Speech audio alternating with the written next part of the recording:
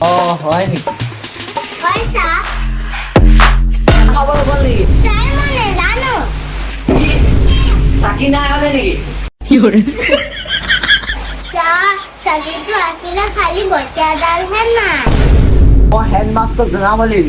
কি গছত গুটি নাই ভেলৌ ভেলৌ কৰে পুখুৰীতে পানী নাই গোৱা নাচন দিয়ে কি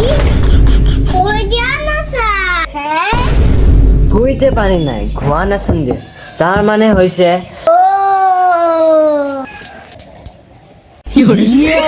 मैं तो रास्ते से जा रहा था डक डक